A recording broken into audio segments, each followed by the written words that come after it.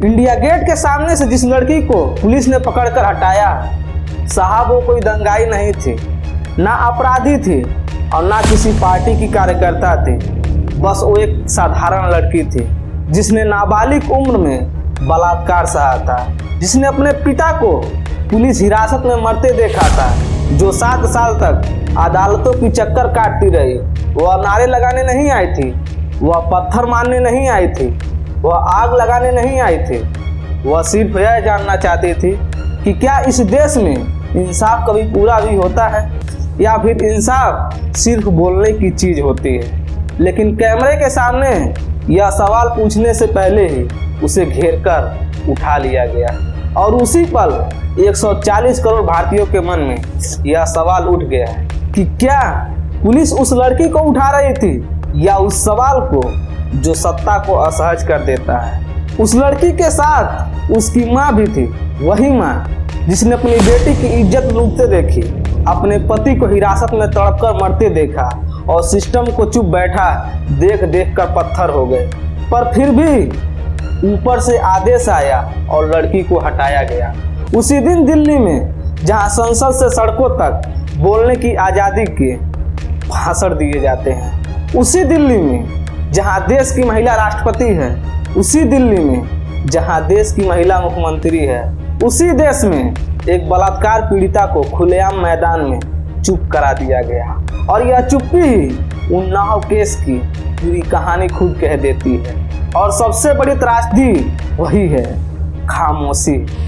उन्नाव में अगर अपराध किसी गरीब मजदूर, रिक्शे वालों या नामहीन आदमी ने किया होता तो कहानी इतनी लंबी नहीं चलती। उसी दिन गिरफ्तारी हो जाती, उसी दिन आरोपी को फोटो फ्लैश हो जाती और शायद उसी दिन बुलडोजर चल जाता और शायद वही पुरानी कहानी गाड़ी पलट जाती, सबूत मिल जाते, बयान मिल जाती, तालियां बज जाती।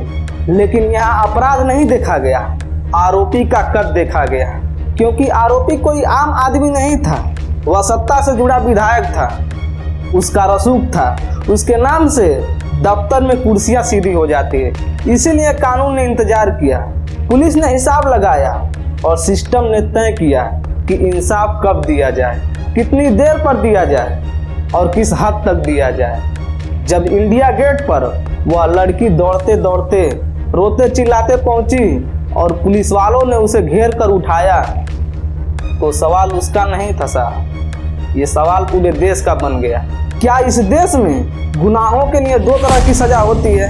क्या कानून किताब में बराबर है और जमीन पर अलग है?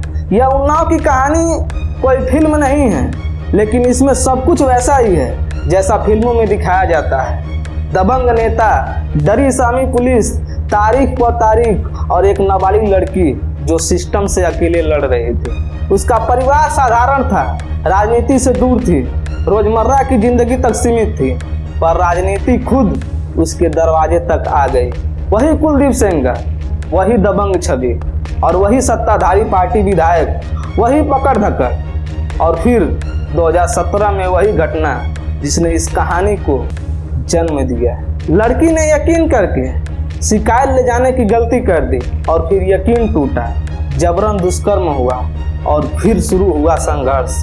पहले FIR में देरी, फिर नाम हटाया गया, फिर दबाव, फिर धमकियाँ, फिर समझौता का लालच। लेकिन सबसे बड़ा वार यह नहीं था, सबसे बड़ा वार था पिता की हिरासत में मौत। उसे सिर्फ हिरासत नहीं मिली, उसे टाइम पर इलाज नहीं मिला, उसे मौका नहीं मिला, उसे इंसाफ नहीं मिला और लड़की टूट गई पर झुकी नहीं।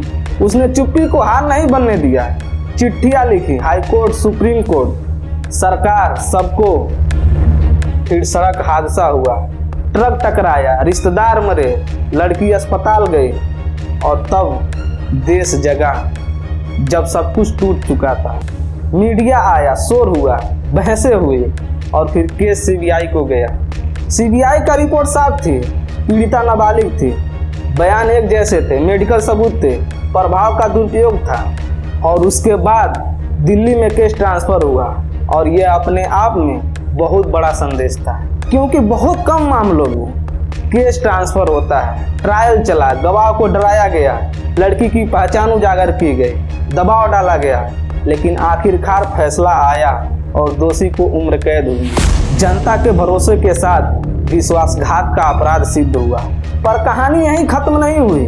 भारत में फैसले होने के बाद भी फैसलों के खिलाफ लड़ाइयाँ चलती रहती हैं। दोबारा अपील होती है, फिर सुनवाई होती है, तारीख पर तारीख, और धीरे धीरे देरी ही आरोपी की सबसे बड़ी ताकत बनी। बाद में सजा पर रोक लगी, जमानत मिली, और फिर वही लड़की दिल्ली आए, न पत्थर न भीड़ न नारे, सिर्फ एक सवाल के साथ, क्या इतनी गंभीर सजा पाए लोग इतनी आसानी से बाहर आ जाते हैं? और फिर वही हुआ, पुलिस आई, लड़की को हटाया गया, चुप कराया गया, और इंडिया पर खड़ी वह तस्वीर पूरे सिस्टम की आईना बन गई। और इन सब में जिसमें सबसे खतरनाक चीज़ शोर नहीं है, सबसे खतरनाक चीज़ है यह सन्नाटा। और यह केस सिर्फ उन्नाव की नहीं है, यह उस देश का सच है जहां कभी कभी अपराध से ज़्यादा अहम आरोपी की पहचान हो जाती है। कानून बराबर है पर उसका वजन सब पर बराबर नहीं पड़ता। यह कहानी तब खत्म होगी जब कानून और ताकत के बीच की दूरी खत्म होगी, और तब तक हमसे एक ही गलती ना हो, और वो है खामोशी। अगर आज हम चुप रहेंगे तो कल बात जब आप पर आएगी तब सिस्टम की यही चुप्पी आपके हिस्से भी आएगी। इसलिए बोलिए और इस सवाल को जिंदा रखिए, क्या भारत में सचमुच कानून सबके लिए बराबर है? इस सवाल को जिंदा रखिए। जय हिंद, जय भारत, नमस्कार। और वीडियो को लाइक और चैनल को सब्सक्राइब करना ना भूलें।